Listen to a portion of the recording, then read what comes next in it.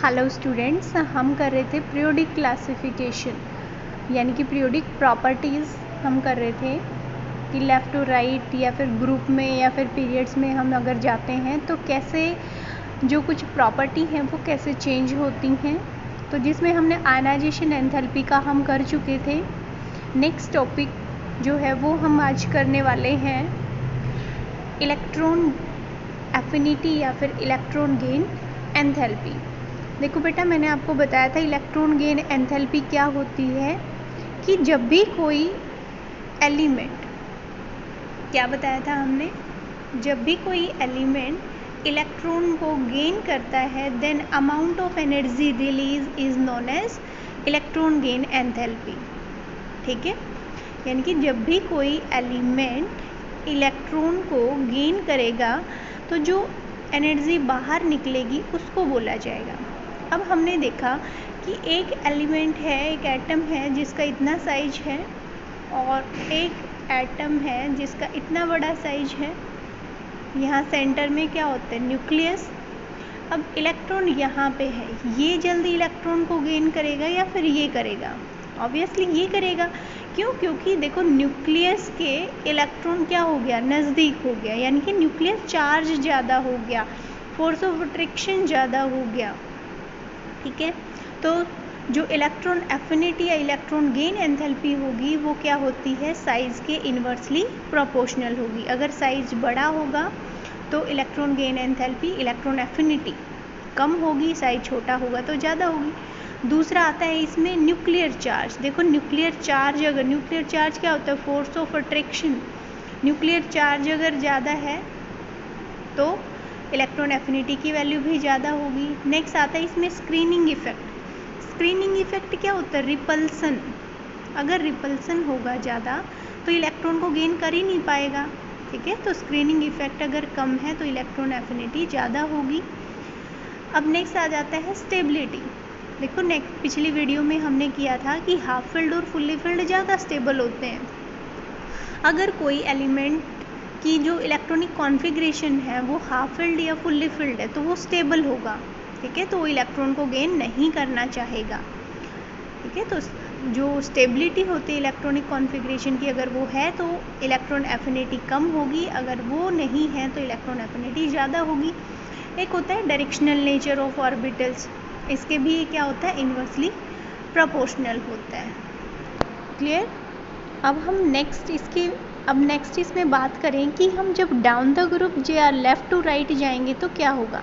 तो देखो बेटा, पीरियोडिक टेबल में जब हम लेफ़्ट टू राइट जाते हैं, इसको लिख लेना, पीरियोडिक टेबल में जब हम लेफ़्ट टू राइट जाएंगे तो इलेक्ट्रॉन को गेन करने की पावर बढ़ती जाती है। तो इलेक्ट्रॉन को गेन करेंगे तो एनर्जी बाहर निकलेगी। It means electron gain enthalpy left to right increase होती जाती है।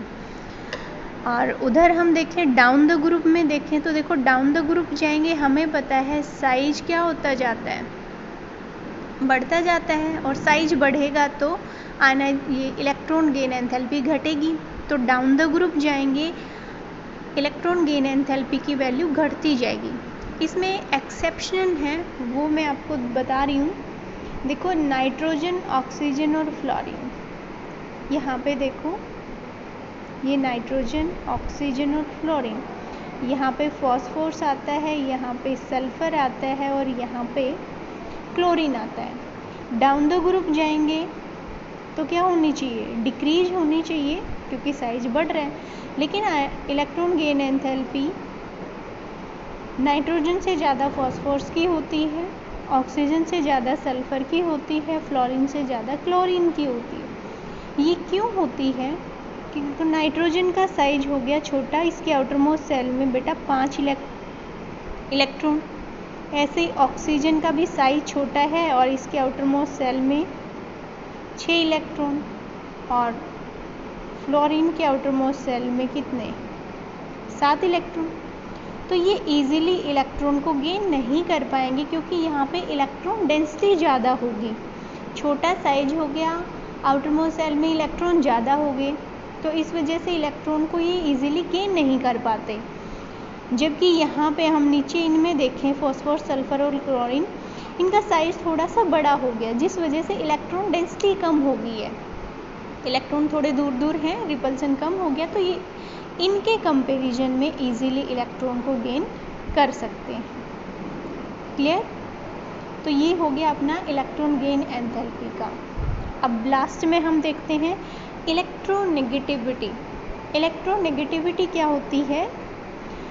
द टेंडेंसी या फिर power to attract shared pair electron, electron को अपनी तरफ अट्रैक्ट करने की पावर।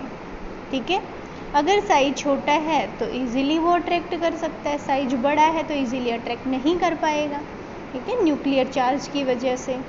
तो ये भी क्या होती है? साइज के इन्वर्सली प्रोपोर्शनल। देखो, आयनाइजेशन एंथैल्पी भी साइज के इन्वर्सली प्रोपोर्शनल थी, इलेक्ट्रॉन गेन एंथैल्पी भी साइज के इन्वर्सली प्रोपोर्शनल थी, और इलेक्ट्रोनेगेटिविटी भी साइज के इन्वर्सली प्रोपोर्शनल है। ऐसे ही ये डायरेक्टली प्रोपोर्शनल होता है न्यूक्लियर चार्ज अगर ज़्यादा है तो वो ज़्यादा अट्रैक्ट करेगा। स्क्रीनिंग इफेक्ट एक टाइप का रिपल्सन होता है। ठीक है, अगर स्क्रीनिंग इफेक्ट ज़्यादा होगा यानी कि रिपल्सन ज़्यादा होगा तो वो अट्रैक्ट नहीं कर पाएगा इलेक्ट्रॉन को। और एक आता है परसेंटेज एस कैरेक्टर हाइब्रिड। ये जब हम नेक्स्ट चैप्टर में हाइब्रिडाइजेशन करेंगे उस टाइम पे आपको क्लियर होगा। तो ये जो टॉपिक है परसेंटेज एस कैरेक्टर वाला हम नेक्स्ट चैप्टर में करेंगे। ठीक है, अब जो आयनाइजेशन एंथैल्पी है लेफ़्ट टू राइट जाएंगे, along period left to right हम जाएंगे तो इंक्रीज होगा, डाउन द ग्रुप जाएंगे तो डिक्रीज होगा। क्लियर? अब इसके एप्लीकेशन है, ये देखो, इलेक्ट्रोनेगेटिविटी अगर ज़्यादा है तो वो क्या होगी? Non metal. इलेक्ट्रोनेगेटिविटी कम है तो वो क्या होगी? मेटल होगी। उसके अलावा नेचर ऑफ बॉन्ड, ये देखो बेटा, इलेक्ट्रोनेगेटिविटी अगर किसी भी कंपाउंड की कितना है 1.7 है तो उसमें हम क्या बोलेंगे? 50% आयनिक बॉन्ड है और 50% उसमें कोवलेंट बॉन्ड है। अगर आयनाइजेशन एंथैल्पी 1.7 से कम है तो हम क्या बोलेंगे? एलिमेंट्स के बीच में कोवलेंट बॉन्ड है, और अगर इससे ज़्यादा है तो ये वैल्यू तुम्हें याद रखनी पड़ेगी। 1.7 से ज़्यादा है तो आयनिक बॉन्ड, 1.7 से कम है तो कोवलेंट बॉन्ड, और 1.7 है तो 50% आयनिक और 50% कोवलेंट नेचर। क्लियर? तो ये था अपना चैप्टर, इसको बेटा अच्छे से आपने करना है। ठीक है, और कल आपका टेस्ट होगा इसी चैप्टर से रिलेटेड, कुछ क्वेश्चंस मैं आपके पास भेज रही हूँ। ठीक है, तो इसको अच्छे से करना, कल से हम नेक्स्ट चैप्टर स्टार्ट करेंगे। ओके।